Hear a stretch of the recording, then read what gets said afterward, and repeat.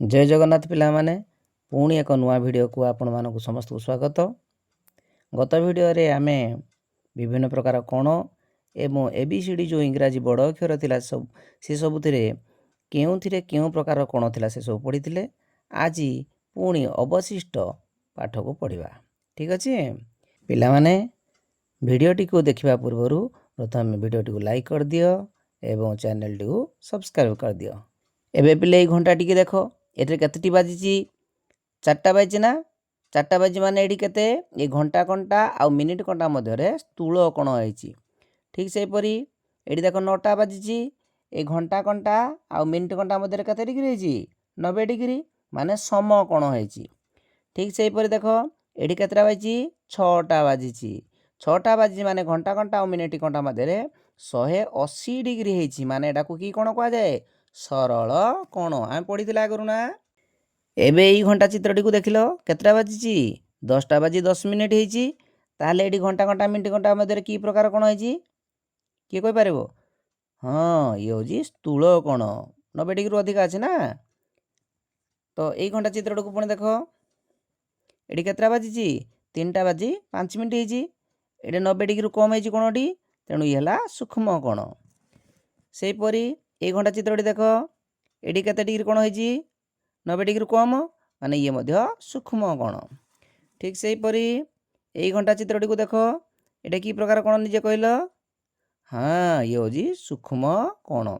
तमे पिले एडी सब लेखिबो निजे हला एमिति लेखिबो सूक्ष्म कोण एडी लेखिबो स्थूल कोण सूक्ष्म कोण। सेही परी एडी तमे लेखिबो कोण सूक्ष्म कोण। ठीक अछि पिला माने तुम जानथिबा अक्षर एई भली गोटे यंत्र अछि जानिचो ना देखिचो समस्ते एडा को हमर प्रोट्रैक्टर बोली कहवा जाय।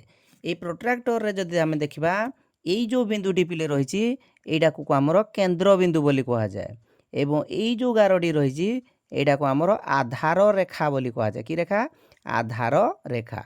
जदि एई भली हेले हमर 90 डिग्री एडी पिले देखो 0 ठारू आरंभ करी 180 पर्यंत भी लेखा जायची एपटरे देखो ऊपर पटे मध्य 0 ठू आरंभ करिकिना 180 डिग्री पर्यंत लेखा जायची। ए चित्रटी को मध्य एडी कर दिया जायची तम बहिरे देखो एडी एवं एडी लिखि दिया जायची मध्य प्रोट्रैक्टर। ए प्रोट्रैक्टर सहायता रे आमे कोन करू ए प्रोट्रैक्टर सहायता रे आमे कोण को माप करू। कोण मापिबा यंत्रर नाम हला प्रोट्रैक्टर। कोन कोण मापिबा यंत्रर नाम हला प्रोट्रैक्टर।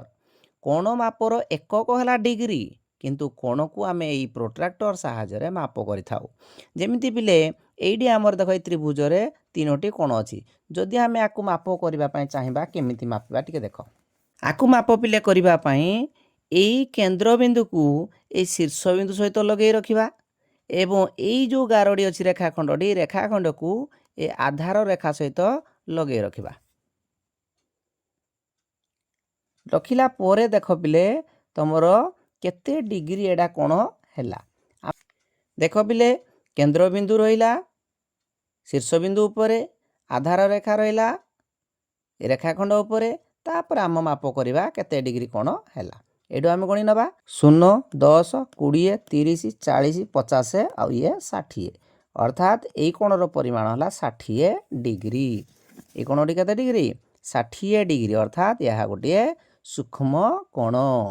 एई त्रिभुज रे जदि देखिबा बेले देखो तीनोटी कोण अछि बाहु केतटी अछि देखो बिले क ख बाहु ख ग बाहु आ ग क बाहु अर्थात तीनोटी बाहु अछि।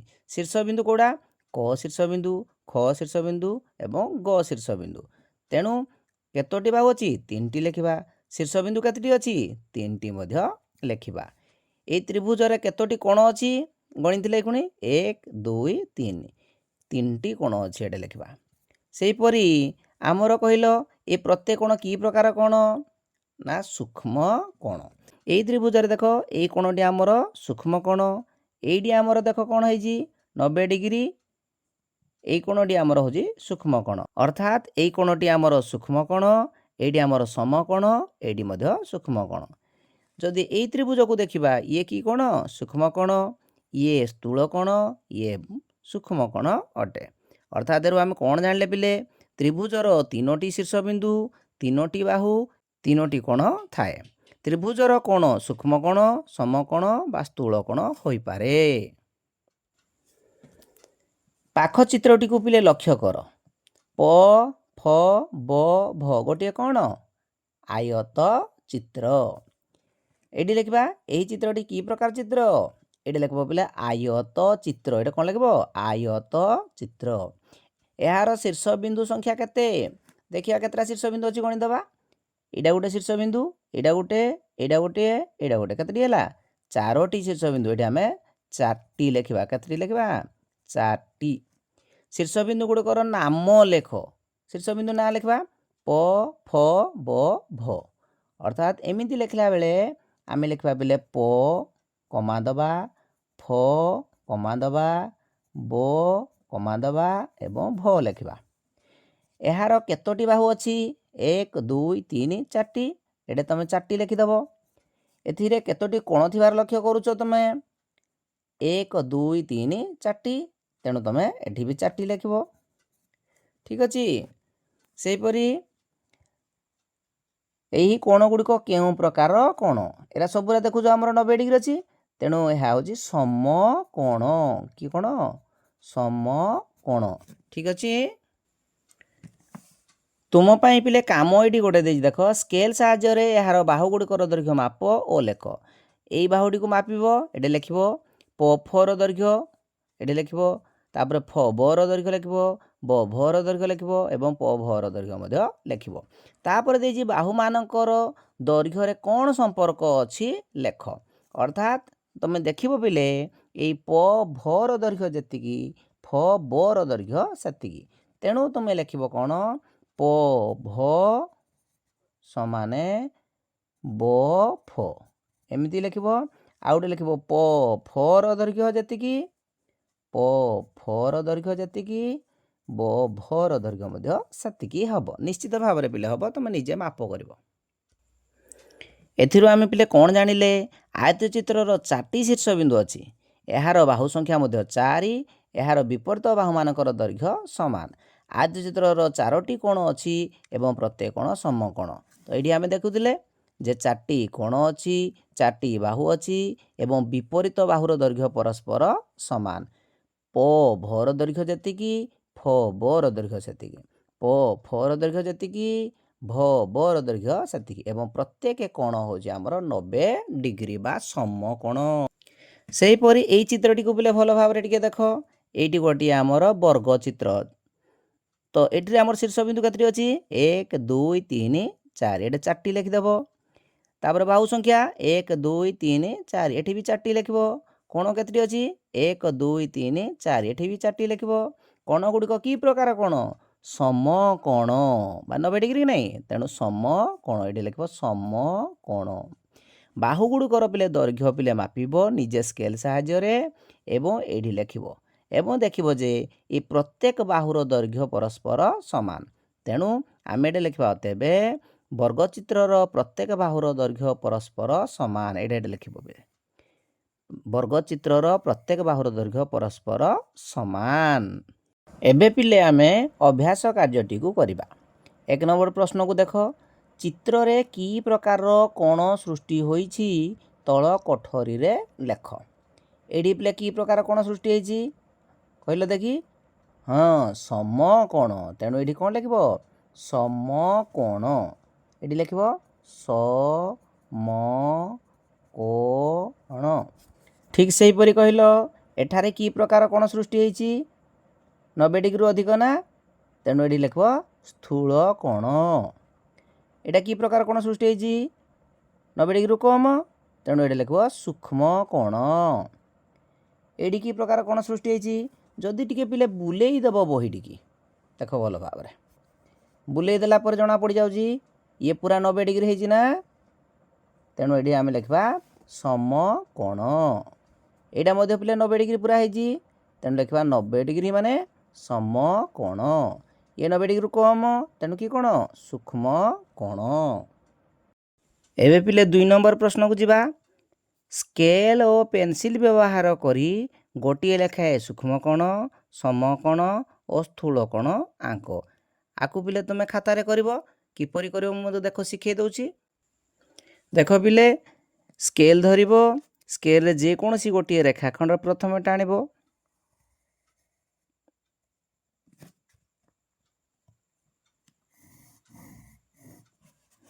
सेहीपरि एडी आउ गोटे रेखाखंड टाणिबो किंतु एई शीर्ष बिंदु को लगेकिना टाणिबो देख पिले ये गोटे की कोण होगला सूक्ष्म कोण होगला की कोण होगला सूक्ष्म कोण ठीक सेहीपरि आउ गोटे कोण टाणिबा आमे ये हेगला एई जो शीर्ष बिंदु रहिला हमर एइठू लगेकी हम 90 डिग्री रु अधिका पिले करबा 90 डिग्री रु अधिका कले ये की कोण होगला स्थूल कोण होगला 90 डिग्री अधिका होगला ना तेणु स्थूल कोण एबे आमे समकोण करि सिखिबा जे कोनसी गोटे रेखाखंड अंकन कर ए रेखाखंडर प्रांत बिंदु सहित ये जो प्रोट्राक्टर पिले अच्छी प्रोट्राक्टर केंद्र बिंदु को लगे रखिबो एडी एवं ये आधार रेखा को ए रेखाखंड ऊपर लगे रखिबो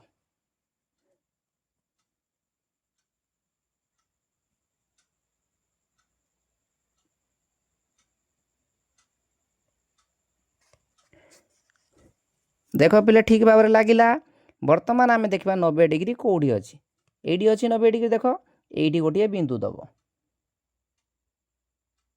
तो बिंदु दे सारा पर ए बिंदु को एवं ये प्रांत बिंदु को जोड़ी देव जोड़ी देला पर 11टी हो एवं तुमर कोणटी हो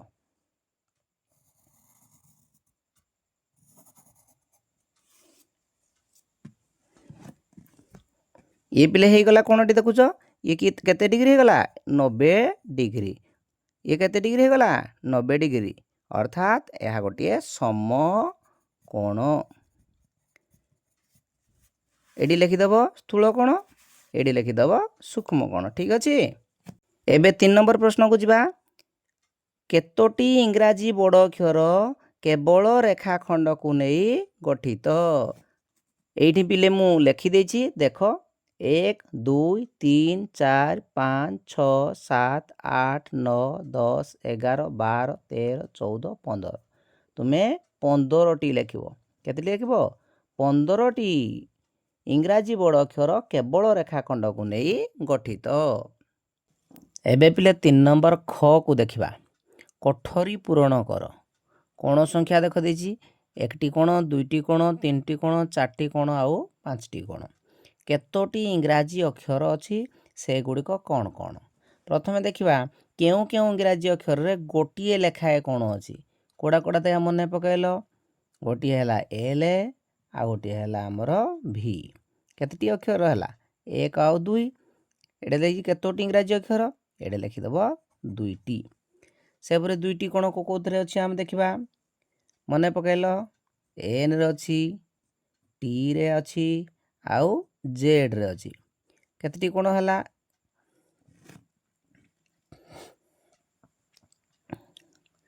केतटी अक्षर है 3टी एडे लिख 3टी से 3टी कोण को अक्षर अच्छी आम मन पकेबा एफ रे अच्छी आउ के रे अच्छी आउ एम रे अच्छी आउ डब्ल्यू रे अच्छी आउ शेष रे वाई रे अच्छी केतटी 1 2 3 4 5 माने एडी लिख 5टी से ही परे 4टी कोण केउ केउ अक्षर रे अच्छी ई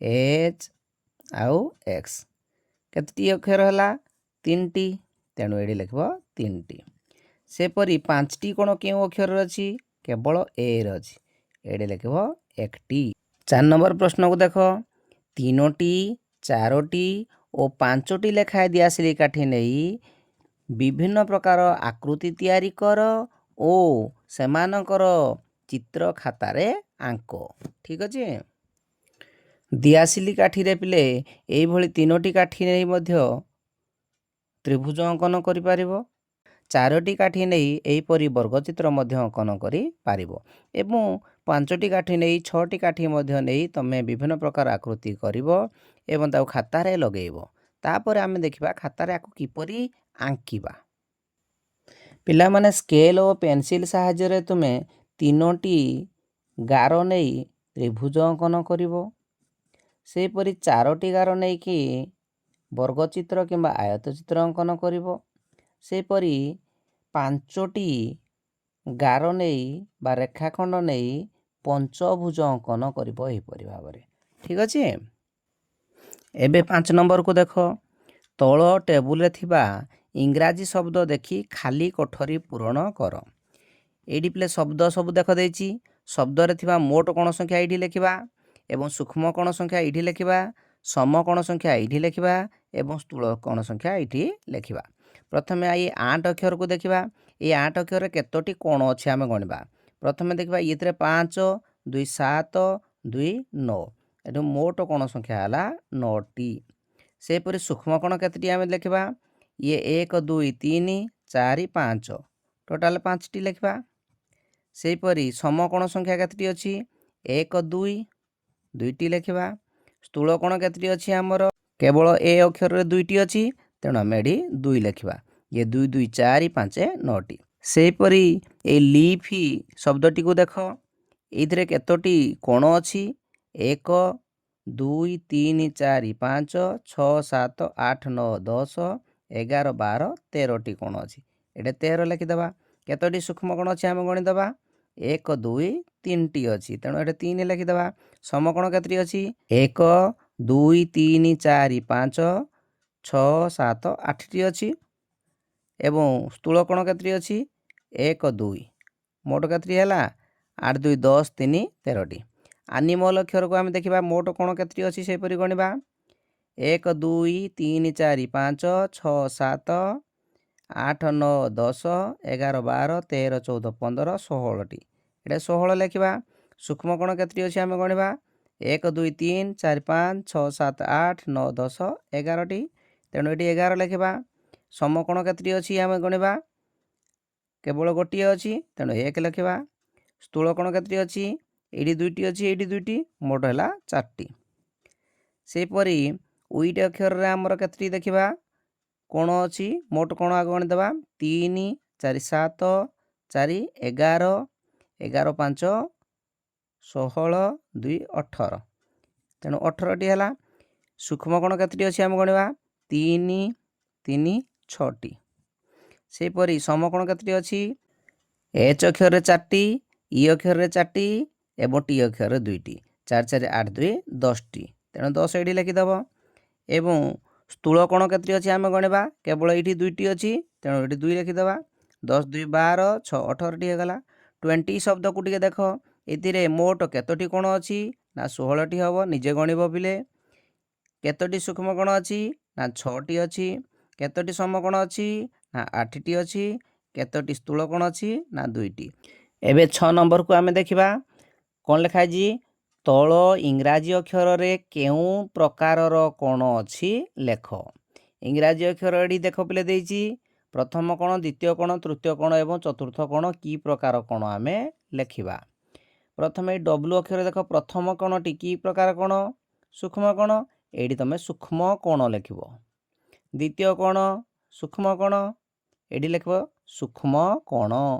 ତୃତୀୟ କୋଣ, ଇଏ ମଧ୍ୟ ସୂକ୍ଷ୍ମ କୋଣ 90 ଡିଗ୍ରୀରୁ କମ୍, ତେଣୁ ଏଇଠି ଲେଖିବ ସୂକ୍ଷ୍ମ କୋଣ।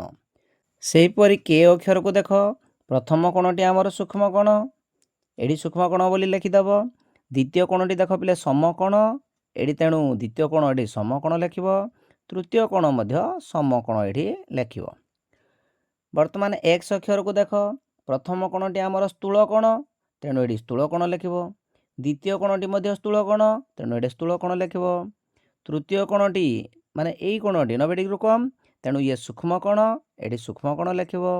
ଏବଂ ଚତୁର୍ଥ କୋଣଟି ମଧ୍ୟ ସୂକ୍ଷ୍ମ କୋଣ ବୋଲି ଏଠି ଲେଖିବ। ୱାଇ ଅକ୍ଷରରେ ଦେଖ 2ଟି କୋଣ ଅଛି। ପ୍ରଥମ କୋଣଟି ଆମର ସୂକ୍ଷ୍ମ କୋଣ, ଏଠି ଲେଖିବ। ଏବଂ ଦ୍ୱିତୀୟ କୋଣଟି ଆମର ସ୍ଥୂଳ କୋଣ, ଏଠି ସ୍ଥୂଳ କୋଣ ବୋଲି ଲେଖିବ। ତାପରେ ଏମ୍ ଅକ୍ଷରକୁ ଦେଖ। ପ୍ରଥମ କୋଣଟି ଆମର ସୂକ୍ଷ୍ମ କୋଣ, ଦ୍ୱିତୀୟ କୋଣ ବି ସୂକ୍ଷ୍ମ କୋଣ, ତୃତୀୟ କୋଣ ମଧ୍ୟ ସୂକ୍ଷ୍ମ କୋଣ। ଏଇଠି ବି ସୂକ୍ଷ୍ମ କୋଣ, ଏଇଠି ବି ସୂକ୍ଷ୍ମ କୋଣ, ଏଇଠାରେ ମଧ୍ୟ ସୂକ୍ଷ୍ମ କୋଣ ଲେଖିବ। ଠିକ୍ ଅଛି। ଏବେ ଦେଖ ପିଲେ, ତୁମ ପରିବେଶରେ କେଉଁଠି ସୂକ୍ଷ୍ମ କୋଣ, ସମକୋଣ, ସ୍ଥୂଳ କୋଣ ଦେଖିବାକୁ ମିଳୁଛି ତାହାର ଏକ ତାଲିକା ପ୍ରସ୍ତୁତ କର। ତାହେଲେ କହିଲ ପିଲାମାନେ, ସୂକ୍ଷ୍ମ କୋଣ କେଉଁଠି ଦେଖାଯାଏ? हाँ कईंची कंपास छक रास्ता साइकेल रे मध्य हमर देखा जाए सेपरि स्थूल कोण केउंठी देखा जाए कंपास रे भी देखा जाए ठीक अछि छक रास्ता रे भी देखा जाए लुहा फाटक रे मध्य देखा जाए सेपरि समकोण केउंठारे देखा जाए टेबुल रो कोण बही रो कोण खातार कोण झरकार कोण कबाटर कोण एई सब स्थान रे समकोण हमर देखा जाय थाए। एबे आमे 8 नंबर को जिबा देख पिले देइची 6टी दियासिली काठी को व्यवहार करी 8टी त्रिभुज तैयारी कर 6टी दियासिली काठी को नै मु जेमिति गोटी आकृति तैयारी करछि तुमे सही परि करिवो एवं अठा देई तुमे खाता रे लगेई रखिवो ठीक अछि। सही परि आमे ता पर प्रश्न को जिबा 8टी दियासिली काठी को व्यवहार करी एक माछर आकृति आमे करिबा दियासिली काठी रे तुमे करिवो मु खाता रे सिखै दउछि केमिति करिवो माछर आकृति करिया पे एमिति गोटे करिवो एमिति गोटे करिवो 2 खंड हो गला 4 खंड हो गला 5 6 7 एवं 8 खंड दियासिली काठी नै माछर आकृति हे गला। सेही परि ता पर प्रश्न को टिके देखो बिले 10टी दियासिली काठी को व्यवहार करी एक घर तैयारी कर केमिति करूछि मु देखो 1 2 3 4 5 6 एडी गोटे आमे झरका कर दबा 7 8 9 एवं 10टी हे गला। से परि ता पर प्रश्नटी को देखो तुमे तैयारी करथिबा आकृति गुडी को चित्र अंकन कर तुमे बिले काठी रे प्रथमे खाता रे लगे रखिवो तापरे कागज रे मु जेमिति करिछि सेमिति पुने खाता रे आंकिवो ठीक अछि।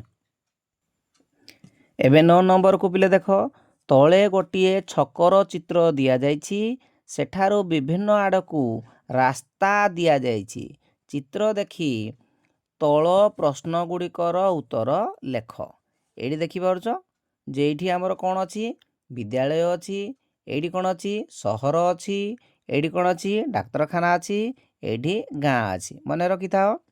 एबे प्रश्न को देखिबा कोन प्रश्न अछि देखो क प्रश्न गाँ को जाइथिबा रास्ता और डाक्तरखाना को जाइथिबा रास्ता को नै सृष्टि हेउथिबा कोनटी की प्रकार कोन गाँ आउ डाक्तरखाना एठी गाँ अछि एठी डाक्तरखाना अछि एठी जो कोनटा सृष्टि हेछि एठी कोन समकोण एठी हम लिखि देबा कोन समकोण। से परि गाँ को जाइथिबा रास्ता और विद्यालय को जाइथिबा रास्ता मध्यरे थिबा कोनटी केउ प्रकारर गाँ को कोडा जाइछि एइटा विद्यालय को एइटा तो एडी जो कोणटी हेछि हमर स्थूल कोण एडी हमें की कोण लिखिबा स्थूल कोण। से परि विद्यालय को जाइथिबा और शहर को जाइथिबा रास्ता मध्यरे कोण हमर बार करबा विद्यालय एइटा शहर एइटा एडी को कोण हबो सूक्ष्म कोण एडी हमें की कोण लिखिबा सूक्ष्म कोण। से परि शहर को जाइथिबा रास्ता और डाक्तरखाना को जाइथिबा रास्ता शहर एवं डाक्तरखाना ये मध्य कोण हबो बिले समकोण एडी की कोण लिखिबा समकोण। तापरे 10 नंबर देख बिले चित्र देखि चिन्हित कोण गुडिक की प्रकारर शून्य स्थान रे आमे लेखिबा एडी घरर चित्र गोटे देख देइछि बिले प्रथम कोण द्वितीय कोण तृतीय कोण एवं चतुर्थ कोण ए प्रथम कोणटी की कोण एडी जो कोणटी हेछि स्थूल कोण तो एइडी पिला आमे लेखिदेबा स्थूल कोण ठीक से परि आमे देखिबा द्वितीय कोण एटा हमर की कोण सूक्ष्म कोण तेणु आमे एइडी लेखिबा सूक्ष्म कोण की कोण लेखिबा सूक्ष्म कोण एइडी लेखिबा। से परि तृतीय कोणटा को देख बिले एइडी हमर हेछि कोण समकोण तेणु आमे एइडी लेखिदेबा समकोण। चतुर्थ कोणटा हमर कोण बिले सूक्ष्म कोण हेछि तेणु आमे एइठी लेखिदेबा सूक्ष्म कोण। एबे 11 नंबर प्रश्न को देख एक नड़िया गछ बात्यारे भांगी तार अग्रभाग भूमि को छुईछि एथिरे चिन्हित कोण मानकर प्रकार खाली स्थान रे लेख प्रथम कोण द्वितीय कोण तृतीय कोण लेखिबा आमे प्रथम कोणटी की देख एइठी जोडा हमर हेछि सूक्ष्म कोण हेछि ତେଣୁ ଏଇଠି ଆମେ କ'ଣ ଲେଖିଦେବା ସୂକ୍ଷ୍ମ କୋଣ। ଦ୍ୱିତୀୟ କୋଣକୁ ଦେଖ, ଏଇଟା ଆମର ଦ୍ୱିତୀୟ କୋଣ, ତ ଏଇଟା ଆମର ସମକୋଣ ହେଇଛି, ତ ଏଇଠି ଆମେ ଲେଖିଦେବା କ'ଣ ସମକୋଣ। ତୃତୀୟ କୋଣଟି ହେଉଛି ଆମର କ'ଣ ସୂକ୍ଷ୍ମ କୋଣ। ଏଇଠି ଆମେ ସୂକ୍ଷ୍ମ କୋଣ ଲେଖିବା, କ'ଣ ଲେଖିବା ସୂକ୍ଷ୍ମ କୋଣ। ଏବେ 12 ନମ୍ବରକୁ ଦେଖ, ତଳ ଚିତ୍ରରେ ଚିହ୍ନ ଦିଆଯାଇଥିବା କୋଣଟି କି ପ୍ରକାର କୋଣ ଲେଖ।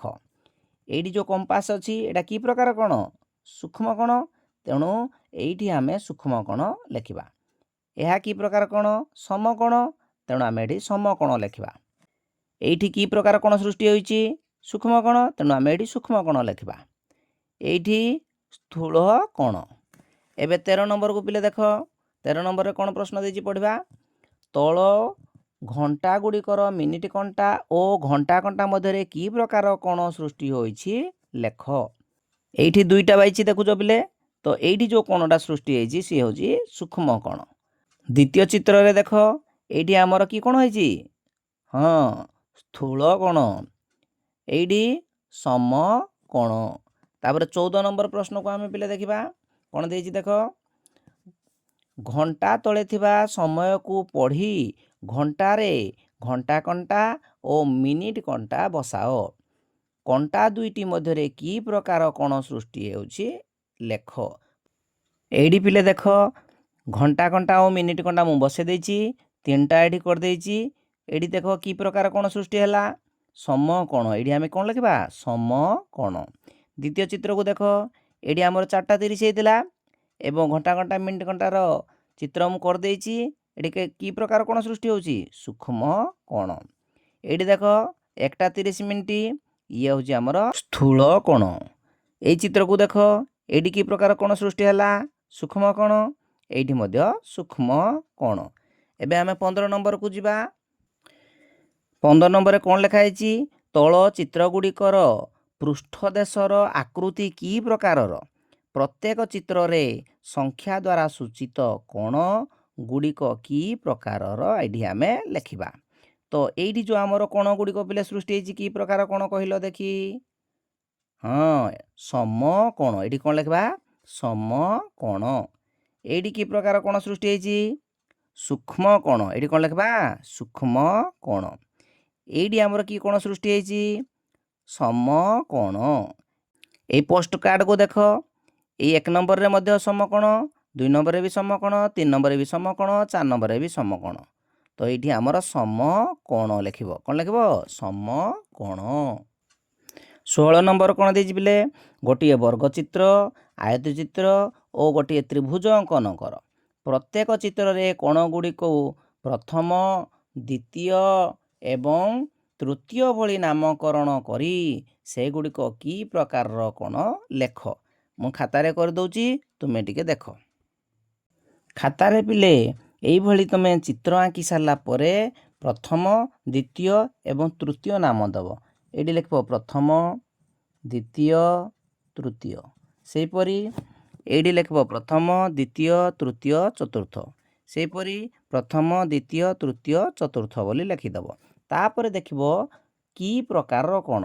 ପ୍ରଥମ କୋଣ କି ପ୍ରକାରର କୋଣ ସୂକ୍ଷ୍ମ କୋଣ, ଦ୍ୱିତୀୟ କୋଣ ସୂକ୍ଷ୍ମ କୋଣ, ତୃତୀୟ କୋଣ ମଧ୍ୟ ସୂକ୍ଷ୍ମ କୋଣ। ଏଇଠି ବର୍ଗଚିତ୍ରରେ ପ୍ରତ୍ୟେକ କୋଣ ସମକୋଣ, ଆୟତ ଚିତ୍ରରେ ମଧ୍ୟ ପ୍ରତ୍ୟେକ କୋଣ ସମକୋଣ। ଇଏ ମଧ୍ୟ ସମକୋଣ, ଇଏ ମଧ୍ୟ ସମକୋଣ, ଇଏ ମଧ୍ୟ ସମକୋଣ, ଇଏ ମଧ୍ୟ ସମକୋଣ। ତାପରେ ପିଲେ ତୁମର ଯେଉଁ 17 ନମ୍ବର ପ୍ରଶ୍ନ ରହିଲା ସେଗୁଡ଼ିକ ରଙ୍ଗୋଲି ପ୍ରସ୍ତୁତ କରିବା ପାଇଁ ତାକୁ ତୁମେ ବହିରେ କରିବ। ଠିକ୍ ଅଛି, ଆଜି ପାଇଁ ତାହେଲେ ଏତିକି। ଭିଡ଼ିଓଟିକୁ ନିଶ୍ଚିତ ଭାବରେ ଲାଇକ୍ କରିଦିଅ ଏବଂ ଚ୍ୟାନେଲଟିକୁ ସବସ୍କ୍ରାଇବ୍ କରିଦିଅ। ଧନ୍ୟବାଦ।